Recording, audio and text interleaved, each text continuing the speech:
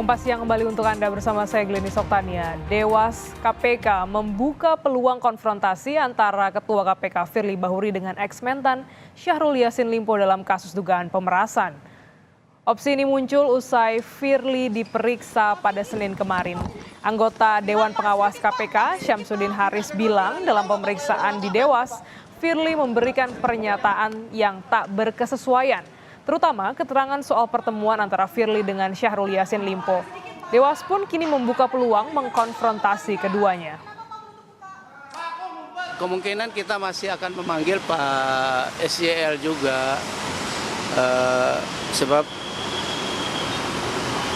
ada beberapa keterangan yang tidak saling bersesuaian.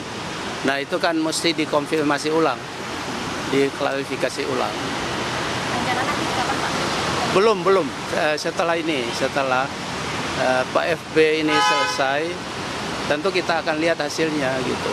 Tapi dikonfirmasi hari ini Pak FB hadir. Diklarifikasi hari ini Pak FB.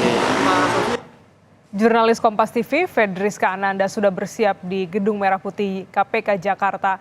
Rizka, jadi kapan Dewas akan mengkonfrontasi Firly dan juga Syahrul Yassin Limpo?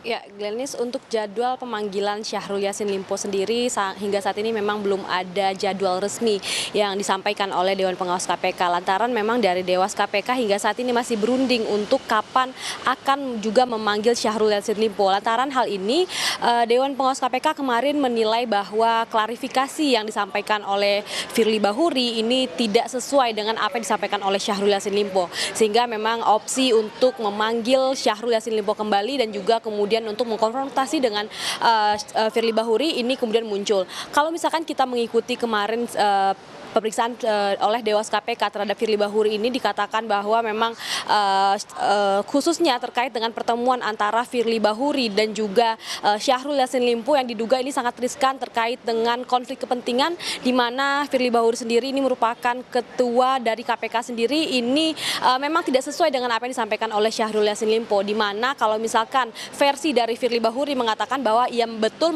mengakui pertemuannya dengan Syahrul Yassin Limpo, namun memang ini pertemuannya sebelum dari adanya perkara dugaan korupsi di Kementerian Pertanian. Namun kalau misalkan versi dari Syahrul Yassin Limpo, ini pertemuannya ini adalah terkait dengan negosiasi begitu ya, terkait dengan perkara yang tengah dijalani oleh Syahrul Yassin Limpo pada saat itu. Kalau misalkan kita melihat kemarin juga bahwa terkait dengan perkara antara Syahrul Yassin Limpo dan juga Firly Bahuri ini tidak hanya berjalan di KPK, namun juga di Polda Metro Jaya, di mana kalau misalkan Syahrul Yassin Limpo ini melaporkan Firly Bahuri atas dugaan pemerasan terhadap dirinya, ini dilaporkan di Polda Metro Jaya, dan kemudian juga beberapa kali Firly Bahuri juga telah dipanggil oleh Bareskrim Mabes Polri begitu ya untuk dimintai keterangan terkait dengan dugaan pemerasan.